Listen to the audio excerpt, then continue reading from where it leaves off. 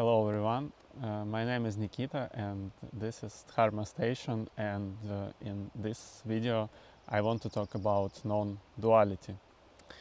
Non-duality is not an easy matter to talk about, but I will try my best because recently I caught myself that it's easy relatively to understand maybe from the experience, but it's not easy to relate, to actually talk about this and like to explain somebody. So this video is such an attempt. So from where non-duality or duality comes from? So it is easier to maybe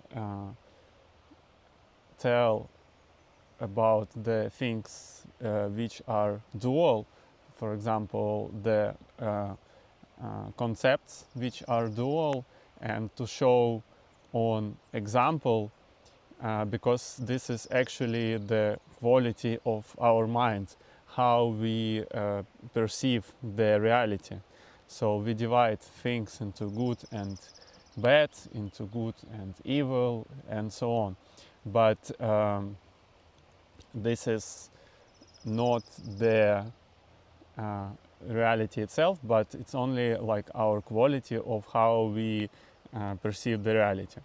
So, and that's the first point. So this is the attribute of our perception or attribute of our thinking. And later on we will explore some philosophies which are non-dual, and trying through the philosophy to explain what is non-duality. So I will give you such an examples. But first of all, I want to begin with our primal myth. I mean in the Western culture and in Christianity, which is the myth of Garden of Eden and the Adam and Eve. And when I'm saying the myth, it is also, I mean that me myself, I used to think that this myth exists only in Christianity, but this is not the case. Like the Christianity itself, it's evolved from Zoroastrianism, so it took many concepts from there. And the myth of tree, it exists in many other mythologies. For example, in Hindu mythology there are different kind of trees, the wish-fulfilling trees, and also the tree of life and tree of knowledge. So we can meet relatively same myths there as well. But in Christianity, this is like the first story which we meet, and from this story evolves all our mythology and the way how we perceive the reality. So I think it is worth to start with this one. So we have the Garden of Eden, and the Garden of Eden is actually this primordial state, not only in the heaven, but the state when we are actually born, the state of wholeness. So we, as the children, we feel as one with our mothers or with like our whole family, and this is actually the state of wholeness, and this is like the non-duality. But later on, when we evolve, our conscious start to developing, and we start to divide into me and like me and you, I am, and this world around us. And later on we actually have to find this wholeness again, but not through the concept, but actually through the experience. And this is we call the way of individuation, for example, in Jungian psychology. But we are talking again about this because we can stuck in this state of duality, or to think that the duality itself is like is actually what it is all about. But actually this is not the case, because the reality is multi-dimensional. So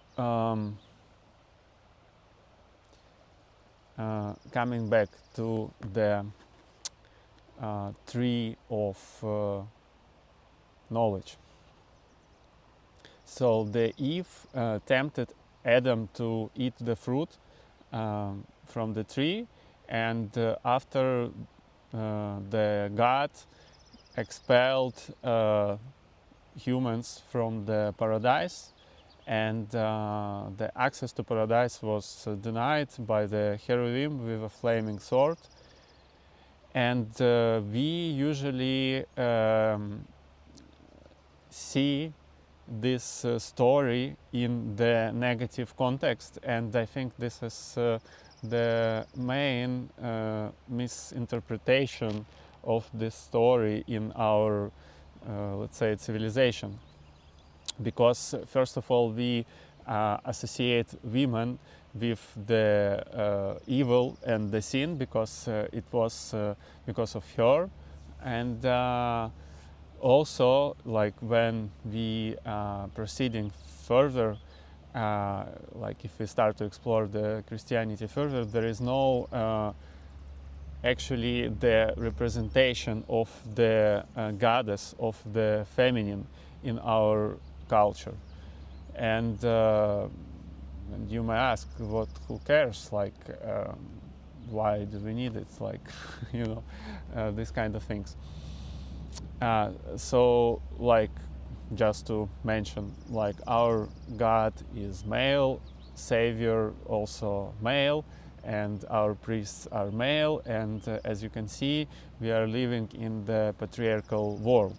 If we take the feminism like a movement, so initially it was to restore the, like initially the like the action, the impulse itself, it was beneficial, because the idea was to restore the balance between the masculine and feminine. But now what is going on, the women, they actually competing with men in like their fields. So it is we are not recognizing like the femininity in its own aspect, but only as it in that case that it can do the same things that the man can do. But this is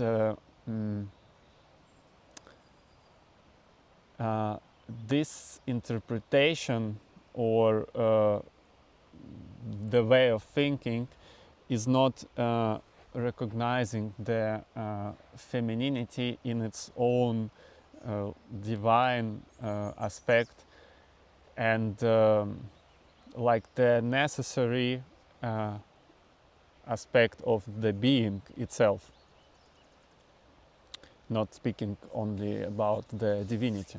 So we have not only in Christianity, but in like generally in all monotheistic religions, there is no like basically the feminine figure. So in Christianity we have only Virgin Mary, and in Protestantism, as far as I know, even this figure does not exist. And in Islam, it is even worse, because there is only the hand of Fatma exists as the feminine archetype. And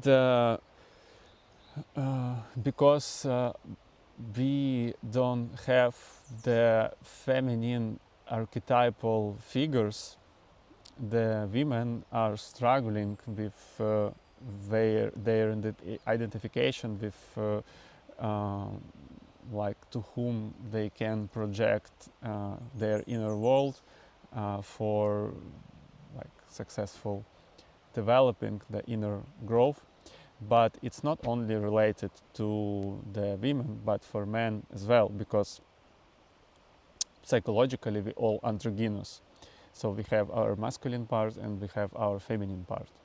So according to Jung, the male psyche, the psyche of the man, is feminine, and it's called anima, or the soul of the man is feminine and called anima, if you wish. And with women, vice versa, the soul is masculine and called animus. Anyhow, we psychologically androgynous, and this is widely represented in Hindu mythology, because the gods there, they have many androgynous form. Like Shiva, for example, he has the form which is half Shiva and half Parvati. And so how it affects the missing of the feminine, how it affects our world. So this is the dual thinking in itself, because we respect only like the certain things, like logos, the thinking, rational thinking, analysis, righteousness, justice, logic, progress, achievement, success, and all these other things. And we devaluate all the things which is feminine, feelings, connection, eros. And because we also separate our head, our thinking, from our bodies, because our body is generally from the goddess, from the matter, right? And because of this, because we treat our bodies like this, we also treat the earth like this. We treat it as an object.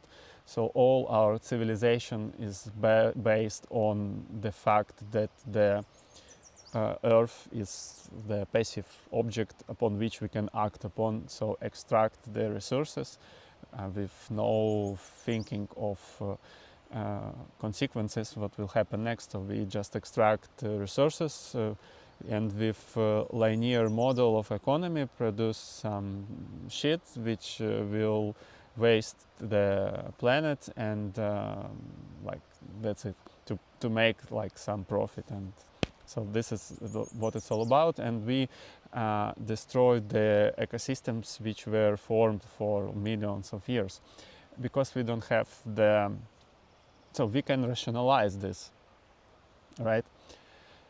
Because we call it progress or whatsoever, but we don't have the relatedness. We don't have the connection to this beauty which surrounds us. There is a lot of like the simple thing, like NASA is telling about the climate change, and like the scientists about what's going on, but nobody gives a fuck, because you have to have some feeling about this, and then you will be, if you have the feeling, you will be related to it, right? It becomes something personal to you. So without the feminine, we cannot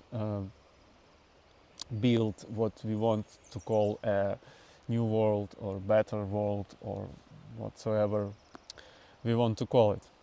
So we need some sort of the feminine energy, the eros. Eros not being the sexuality, is actually the relatedness, the connection. So coming back to our myth, the feminine is suppressed in our religion, in our myth, in our culture. Because speaking then about like with women, I think it is clear, like we are living in the patriarchal world, and that the women are suppressed. It is well clear, I think, and I don't need, I suppose, to elaborate on this topic. The more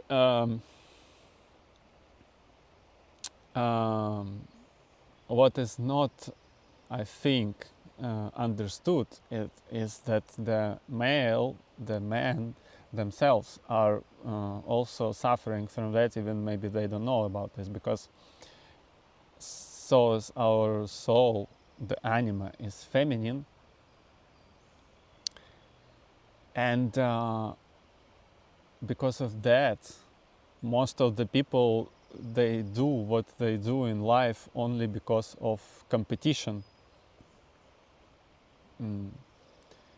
but not because not because of something they truly want and desire. So think about this. Not not only not you do not what you really love to do, but you do something to compete with others, and that's that is what your life is about. Because the meaning, it comes from, like, the purpose, right? It comes from the soul, and the soul is feminine in man. So to actually live, to feel the life, to enjoy the life, we need the feminine. Okay, let's come back to the story about the tree. So we also associate women with the evil and with the sin. It is also like well-known fact in all the monastic religions, in Buddhism, in our monotheistic religions like Christianity and Islam. Like in Christianity, the women were burned at stake. In Islam, it's happening right now. And in Buddhism, initially the women were seen as daughters of Mara, because Mara is the demon of illusion, of desire, sorry, of illusion. And the women were daughters of Mara, as seen as daughters of Mara, because they were associated with the desire. So the Buddha initially, he didn't allow women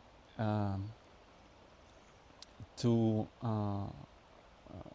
participate in the Buddhist order, but eventually he allowed, so the women can acquire the male body in the next incarnation and eventually achieve the nirvana.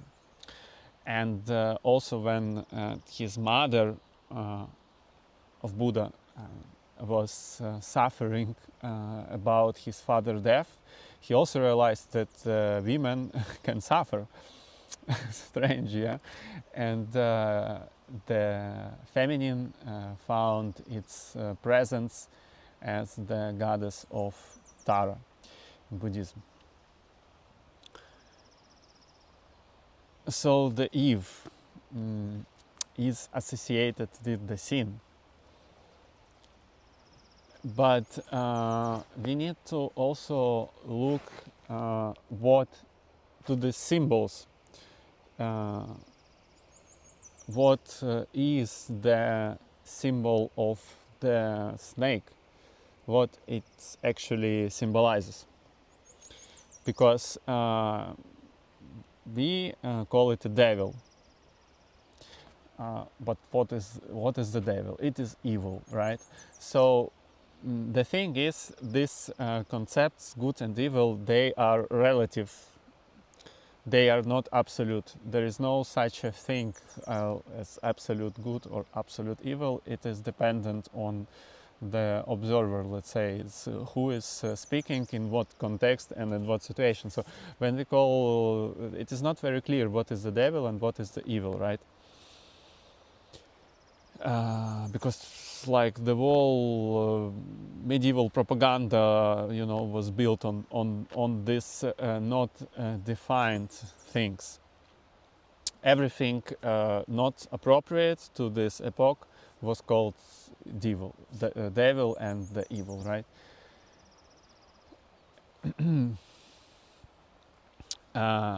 So in Hindu mythology, the serpent is the symbol of the wisdom, actually, and it is also the symbol of the goddess, and this is also in Jungian psychology the symbol of instinct.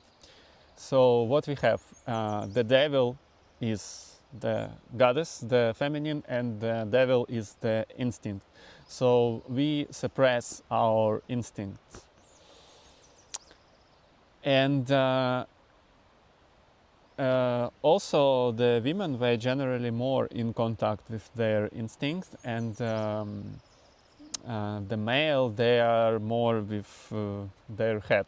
So they are more estranged from their bodies and from their instinct, and for this reason we call the instinct the devil. But let's look at what happened actually in this story. So the Eve, she listened to her instinct and ate the apple of discerning of good and evil, and the consciousness was born. Not born, was born. So she listened to her instinct, and the consciousness was born. Because, as I said, this is how our conscious works. It separates things into like these opposites, into the duality, and the human was expelled from paradise, and we see it as the negative story. But like, think about this. So what is the consciousness, or what is this story about? So the Garden of Eden is like the this general state of nature, so the state from where we all came from, the state in which the animals, for example, are at the moment. So they are like experience this oneness with nature. But Adam and Eve, this is the story of the consciousness which was born from the nature, and consciousness reflects upon itself. So why it should be bad? And when we think, because we think as like some old men who establish some rules and for his children, and the children who disobeyed these rules he punishes. So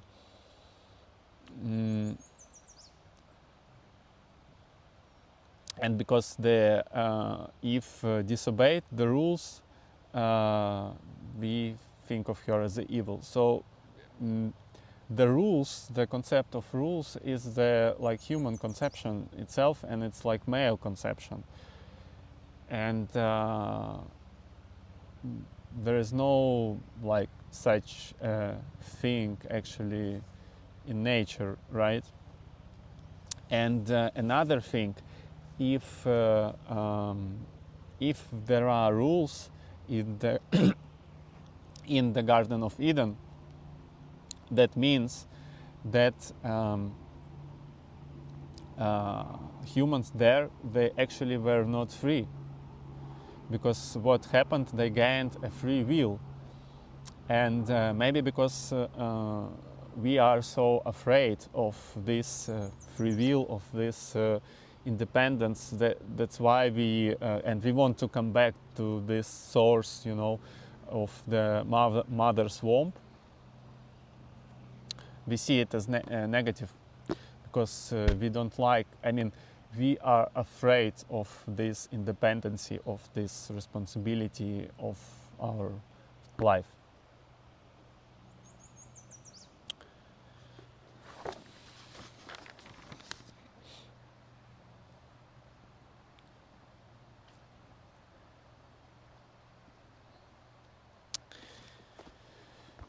Another interesting story, which is actually in the Quran,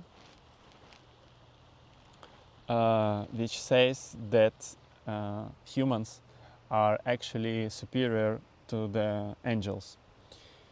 So the story goes like this: the God tell to angels that he is going to put a representative on earth, a human. And the angels, they repented and said, how you will put someone, like we praise you, but how can you put someone who will spread hatred and violence? And the God said that I know something that you don't know. And he taught Adam the names of all the things. And then he called angels and said, if I am wrong, name me all these things which are around. And the angel said that we don't know. We only know what you have taught us. You are like the Almighty, and we praise you. And he called the Adam and like told him, show them and name, give the name of all these things. And Adam gave the names of all the things around. So what is this story is about?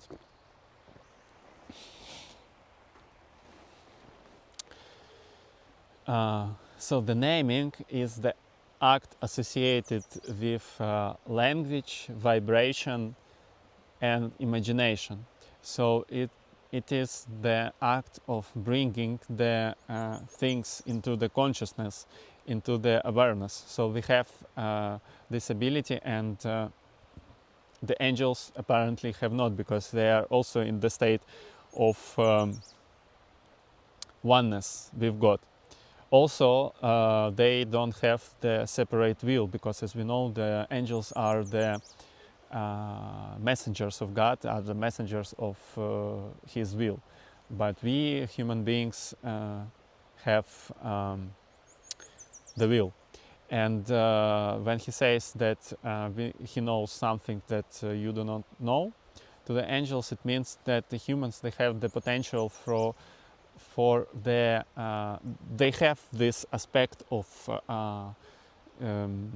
violence, hatred, and so on, but they also have the aspect of transformation. So the humans, they can become something, and the angels, they are what they are. So they always the angels, and the humans, we don't know who we are, right?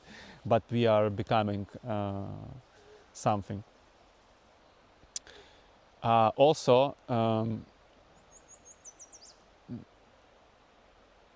the naming is, if we look at this from the perspective of the sound, so the sound is the source of all manifestation, and naming the thing is actually creating the thing. So through the voice, through the vibration, we actually bring our thoughts and thus our reality into the existence. So the naming is also the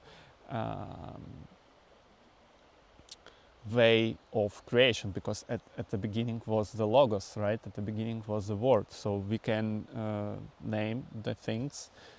That means we can create the things as well. So the angels, say all the time in the perfect harmony, right? But we as humans, we can create the symphony of life.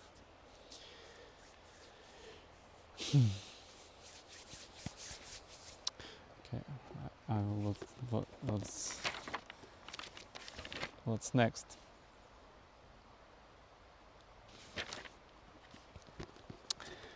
Um, so in Hindu mythology, the goddess was never excluded. This is also important thing, and that's why I think this culture is interesting for many people to study, because generally it represents this balance, right, of polarities, the balance of masculine and feminine. Also, in Christianity, we praise only the Creator God.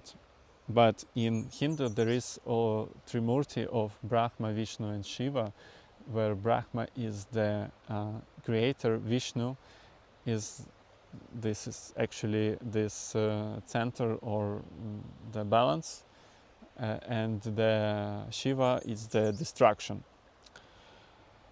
And in our culture, we don't have this dark aspect. It is looked only from the negative perspective, but interestingly enough, in India, Brahma is not worshipped, but usually it is Shiva and Vishnu who worship more. And it is interesting to think about why.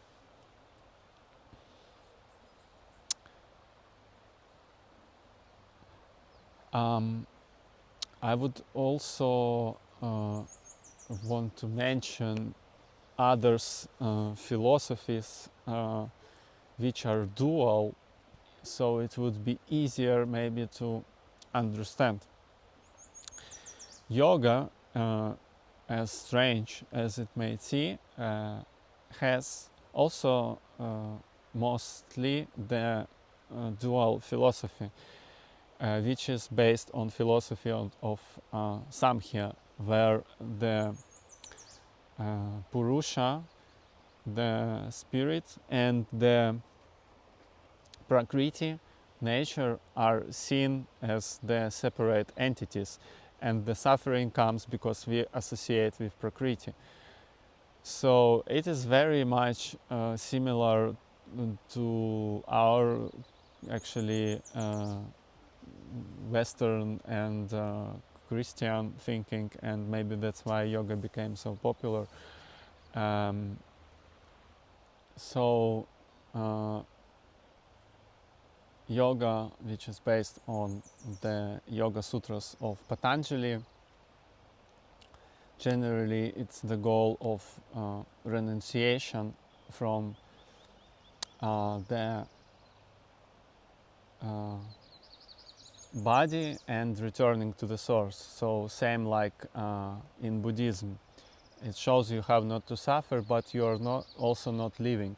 So you are like withdrawing from the world. So you are not participating, but living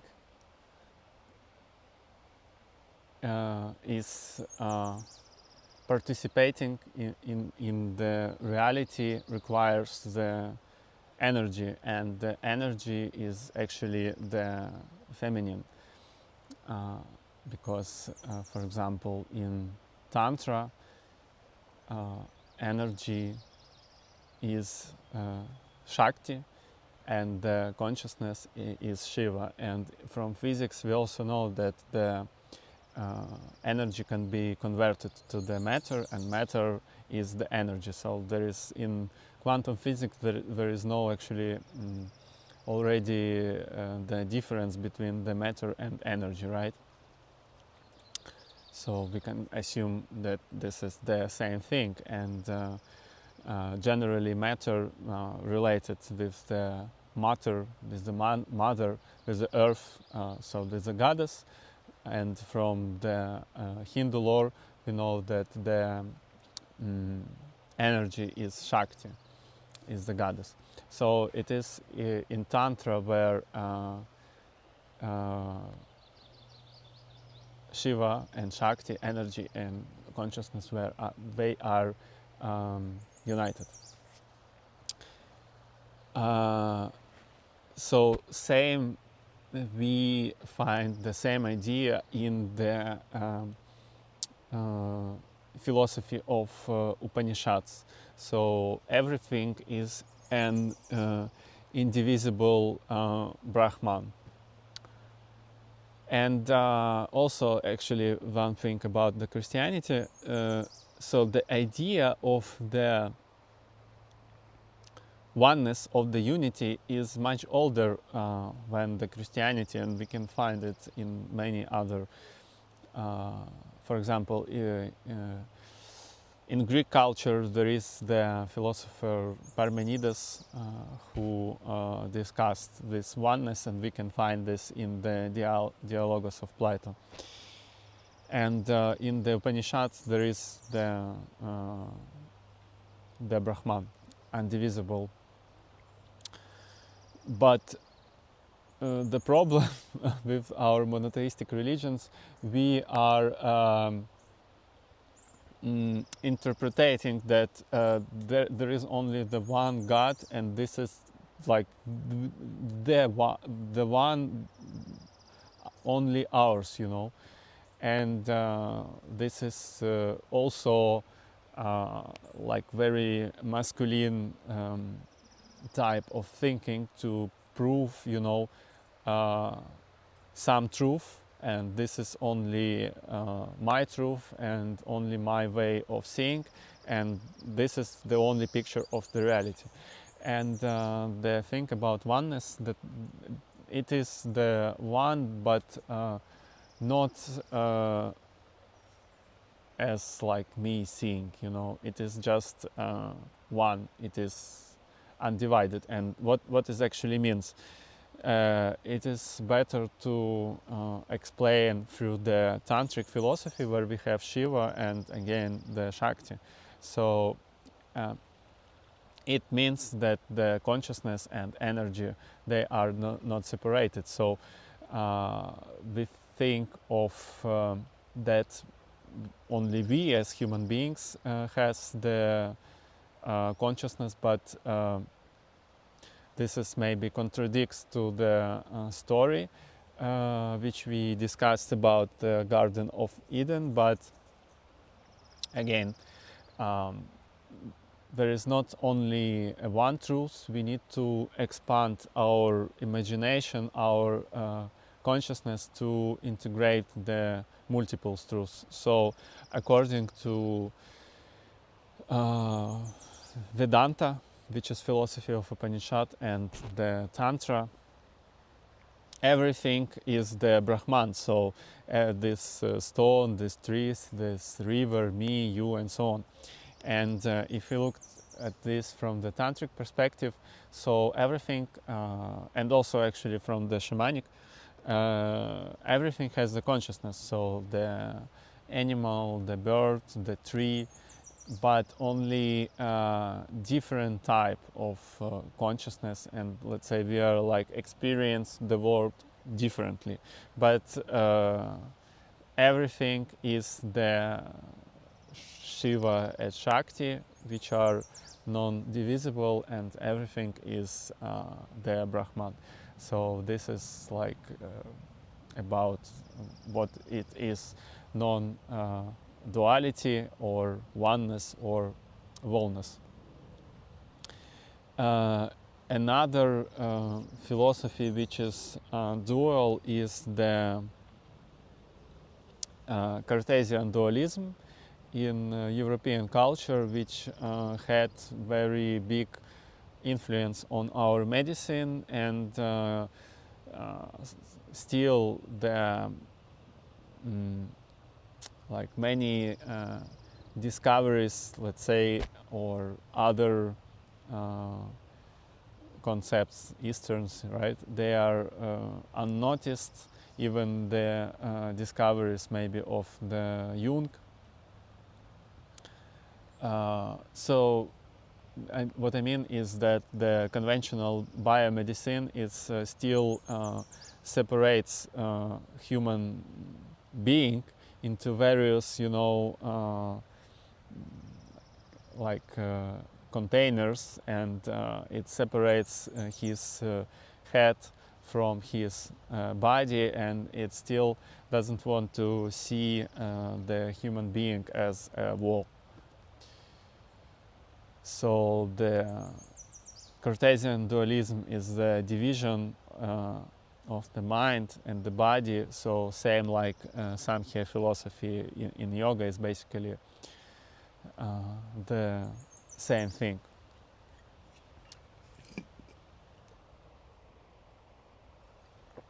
Of course,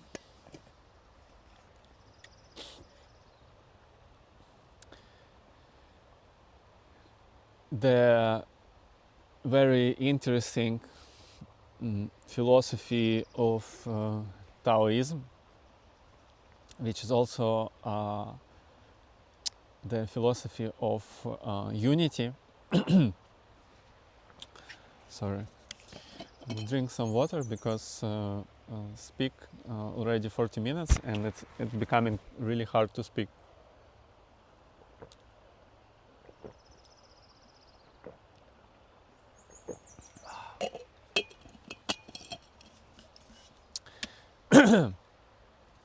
So the Tao or Tao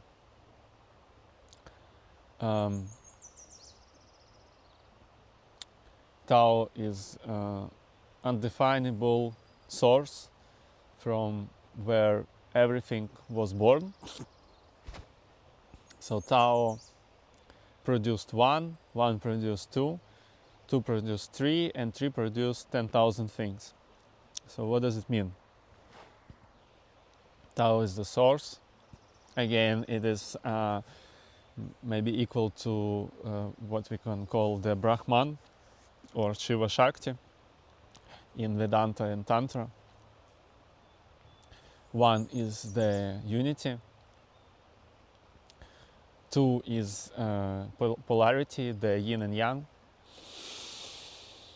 And the three is also interesting for us. Will be is heaven, earth, and the human, or yin, yang, and qi. Also, why there is no such a thing as good and bad. It is very beautifully explained in the Taoist philosophy, because we can also observe it if we are like careful. We can observe it in our life.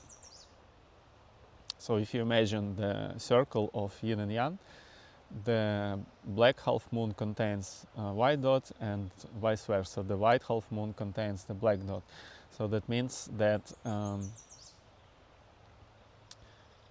yin contains yang and yang contains yin. So what does it mean? For example, all the states are transitionary, right? So if you're, for example, sick, you already have the seed of illness within you. Same thing with love and hatred, right? easily become and interchange into one and another. Also, this circle of yin and yang, it's not static, it's actually in flux. So yin and yang, they always change to one another. Hot becomes cold, day becomes night, light becomes dark, and so on. And how things change into one another, this is through the qi. Qi again is the energy, and it takes myriads of forms. It exists before transformation, after transformation, and during transformation. It's not the cause transformation, it exists during the all the stages. And what we know from the quantum physics, again, it proves these ancient concepts of the Taoism, that the material world which we see is actually the energy which transforms into various forms.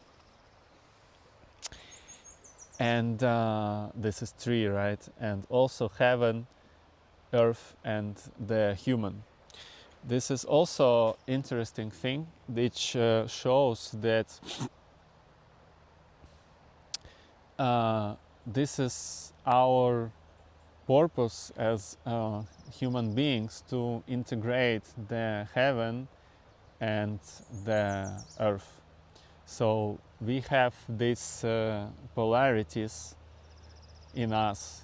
We have consciousness and energy, we have spirit and the body, and we can manifest things, we can bring things into the existence, because this is what this material world is about, right? About the things, and to bring things into the existence, we need the energy, because the things are created from energy, and our bodies, they actually conduct this energy, and our consciousness directs this energy. So this is our purpose here, to integrate it. But coming back to our story, what actually happens, we emphasize only that aspect of the which is associated with the male, this aspect of the consciousness, but we repress what is coming from the goddess, which is the energy, but not only that. So what we repress, we call the devil. So we discuss the serpent, but there is also another symbol of the devil in Christianity, which is the god, and the god is associated also with the Greek, ancient Greek god Dionysus. And I have like the separate video where I discussed it very thoroughly. And Dionysus is associated with the irrational. So we also associate irrational with the evil and with the women, and so we repress it. As much as Dionysus and his cult of irrational, we praise only rational. But what happens, we like repress the half of ourselves, even more than that, because what is irrational? No, like generally, what we call it is like the feelings, the sensations, and intuition. And Jung said that there are four functions of the consciousness, which is thinking, feeling, intuition, and sensations. So four of them, and everybody has one, like the main function. And what happens? We praise only thinking, and we repressed all three, and which are in our understanding are irrational. So we basically repress three quarters of ourselves. So and in this way, we cannot never we cannot never become a whole human being in this way. And what we have the neurosis, because what we repress actually goes into the subconsciousness and becomes our shadow. It does not cease to exist, because if we speak about Dionysus, it's an archetype, and you cannot kill an archetype. It goes into the subconsciousness, and it takes the form of the shadow. And so we have our ego, our sin side, what we like, what we think of ourselves, what we like to think about ourselves, and what we bring into consciousness. Everything else we repress. But shadow is actually because the world exists in the polarities, right? And there is always the balance between yin and yang. So the shadow and the ego, they always complement each other, and they have equal amount of energy. So the more you emphasize your let's say consciousness, and the more you unaware of your shadow, the stronger it actually becomes. And in the moments of pressure, stress, it can it not it it actually overtakes the our our consciousness, our mind.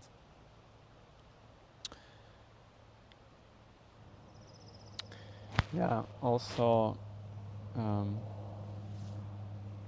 another thing, maybe last, is about astrology. So also it is interesting that our Western astrology is like the solar astrology. It only emphasizes the sun, but the Jyotish or Vedic astrology is the moon astrology.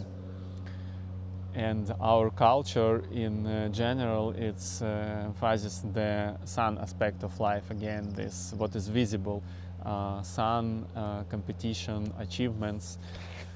But it's also like we live only in the light part of the day, and what happens in the dark part of the day actually nobody cares about. But this side of life is also equally important. Like take dreams, for example. So the dreams can show you, guide you, tell you all the secrets about yourself, but it is only that we need to pay attention to them and have this dialogue with our subconsciousness, with our second half. So why we actually need the duality? When we are born, we experience this state of oneness unconsciously. We are in the Garden of Eden, but unconsciously. When we are start separating from our parents, we become more individual, and we experience the duality, and we also separate ourselves with the world. So we need the duality for individuality to establish our individuality, so to understand this is me, this is you, this is the world, and so on. Paradoxically, the Garden of Eden and the Holy Jerusalem is the same place, but the journey has to be made. So what kind of journey? This is the journey of individuation.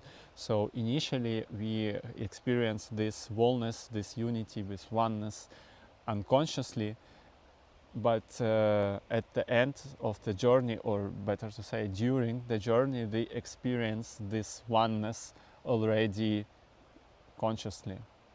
So we can create our own paradise, but consciously,